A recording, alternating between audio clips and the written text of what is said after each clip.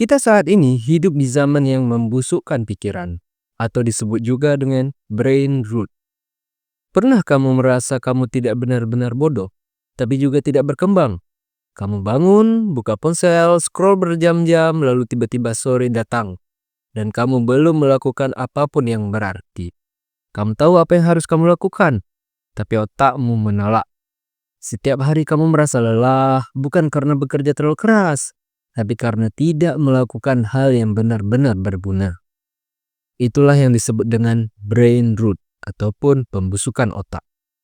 Sebuah kondisi di mana otak kita pelan-pelan berhenti berpikir, berhenti merenung, berhenti berjuang. Kita tetap hidup, tapi tidak benar-benar hidup. Ironisnya, brain rot tidak datang dengan rasa sakit. Ia datang dengan kenyamanan. Saat kamu berkata, aku istirahat sebentar dari stres, dan 5 jam kemudian kamu masih menatap layar. Saat kamu menunda membaca buku tapi tak sadar sudah menonton puluhan video acak. Saat kamu merasa sibuk padahal kamu hanya sibuk menghindari kenyataan. Brain rot bukan sekedar masalah malas. Ini adalah tanda bahwa kamu sedang kehilangan arah. Perlahan-lahan membiarkan otakmu membusuk dalam distraksi yang tampak menyenangkan. Tapi di balik semua itu, masih ada satu hal yang bisa kamu ubah. Kesadaran.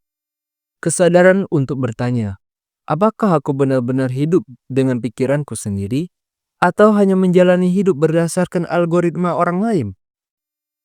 Dan dari pertanyaan itu, kita akan mulai memahami bagaimana cara menyelamatkan diri dari pembusukan otak. Otak kita hidup di dunia yang terlalu ramai. Sekarang, kita lihat kenyataannya. Dunia saat ini tidak kekurangan informasi. Yang kita kekurangan adalah ketenangan untuk memprosesnya. Setiap hari, ribuan potongan data masuk ke otak kita. Video pendek, notifikasi, gosip, komentar, berita, semuanya berebut perhatian tanpa jeda. Otak yang seharusnya digunakan untuk berpikir, kini dipaksa hanya untuk bereaksi. Dan situlah brain rot mulai tumbuh. Kita tidak lagi belajar karena ingin tahu. Kita hanya mengonsumsi informasi karena takut tertinggal. Kita tidak lagi mencari makna. Kita hanya mencari sensasi. Dan yang paling berbahaya, otak kita tidak menyadari bahwa ia sedang rusak. Saat kamu scroll TikTok selama 2 jam, otakmu melepaskan dopamin kecil, membuatmu merasa senang sesaat, lalu kosong kembali. Kamu tidak sadar bahwa setiap detik itu kamu sedang melatih otakmu untuk tidak fokus. Otakmu tidak lagi tertarik pada hal yang sulit karena ia sudah terbiasa mendapat kepuasan instan dari hal yang mudah.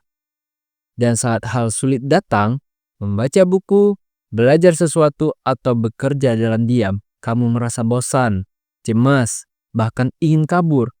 Itulah paradoks zaman modern. Semakin banyak hiburan yang kita miliki, semakin sedikit pula kita bisa menikmati hidup. Kita bukan tidak punya waktu, kita hanya kehilangan kemampuan untuk menggunakannya dengan sadar. Dan selama kita tidak sadar akan bisingan yang menggerogoti otak ini, brain rot akan terus tumbuh. Tanpa kita sadari, hingga suatu hari kita berhenti berpikir sama sekali. Coba jujur pada diri sendiri. Kapan terakhir kali kamu membaca buku sampai habis, tanpa membuka ponsel di tengah-tengahnya? Kapan terakhir kali kamu duduk diam, tanpa merasa perlu memeriksa notifikasi apa yang baru masuk? Jika kamu kesulitan menjawab, mungkin otakmu mulai mengalami apa yang disebut brain rot. Tapi jangan salah, brain rot tidak membuatmu bodoh. Ia membuatmu malas berpikir. Ia tidak menghapus kemampuanmu, tapi menumpulkan rasa ingin tahumu. Ia membuatmu terbiasa untuk menunda. Menunda berpikir, menunda belajar, menunda hidup. Kamu tidak merasa hancur, tapi pelan-pelan kehilangan arah.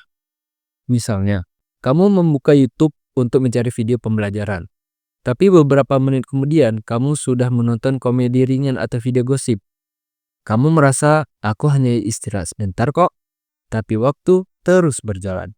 1 jam, 2 jam, 3 jam. Dan tiba-tiba, hari itu habis tanpa makna. Itulah tanda paling jelas dari brain rot. Saat kamu tidak lagi punya kendali atas fokusmu sendiri, otakmu tidak lagi bekerja untukmu. Ia bekerja untuk dopamin.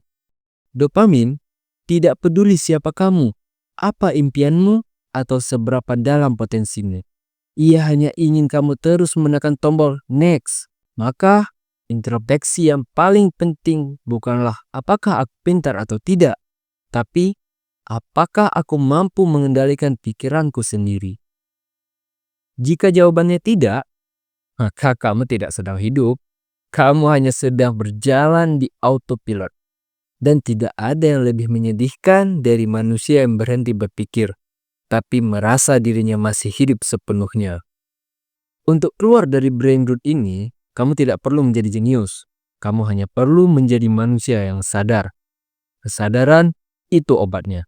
Sadar bahwa kamu sedang menunda. Sadar bahwa kamu sedang lari dari rasa bosan.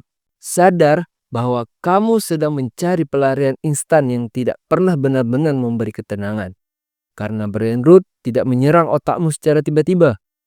Ia tumbuh dari kebiasaan kecil yang kamu biarkan setiap hari.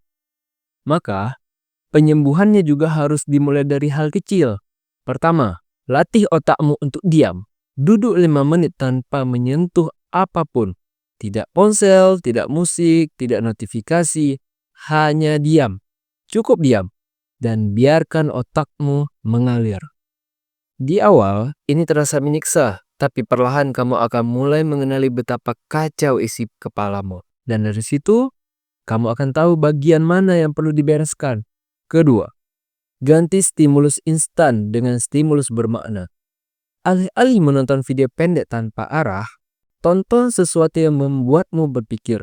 Alih-alih membuka media sosial tiap 5 menit, baca 1 halaman buku setiap pagi. Ketiga, buat otakmu lapar. Lapar akan pengetahuan, lapar akan tantangan. Lakukan sesuatu yang membuatmu merasa bodoh lagi. Belajar hal baru, memulai proyek kecil, atau menulis ide yang kamu pikir tidak akan ada yang baca. Rasa bodoh itu bukan tanda kelemahan. Itu tanda bahwa otakmu mulai hidup kembali. Keempat, kurangi dopamin.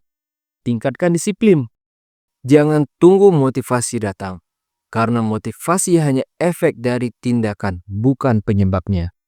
Setiap kali kamu berhasil fokus selama 30 menit tanpa gangguan, otakmu sedang memperbaiki dirinya sendiri. Setiap kali kamu memilih untuk membaca, menulis, atau berpikir dalam diam, kamu sedang membangun ulang struktur kognitif yang dulu rusak karena distraksi.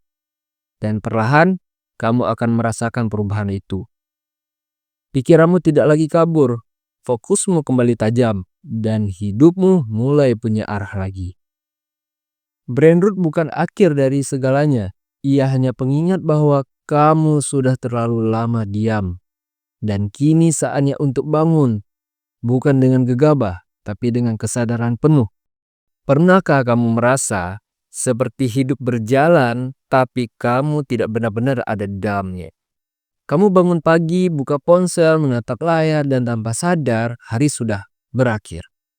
Otakmu penuh, tapi hatimu kosong. Itulah brain root.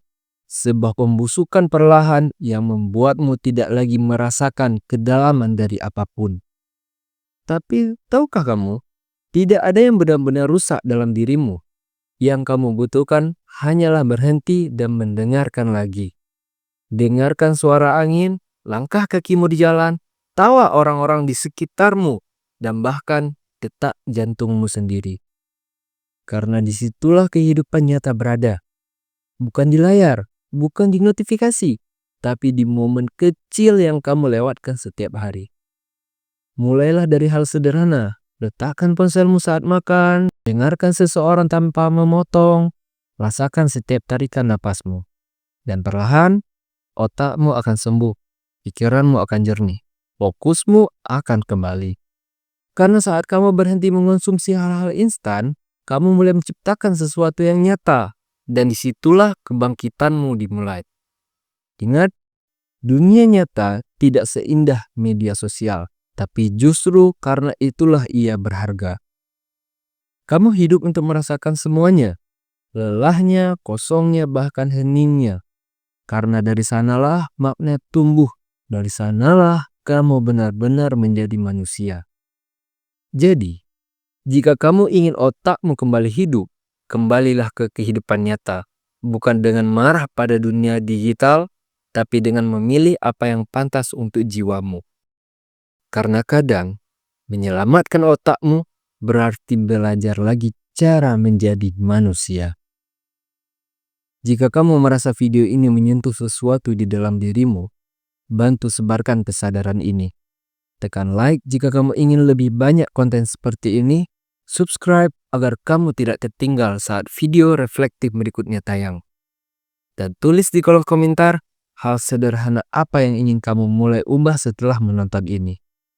Karena perubahan besar selalu dimulai dari satu hal langkah kecil. See you in the next video. Bye-bye.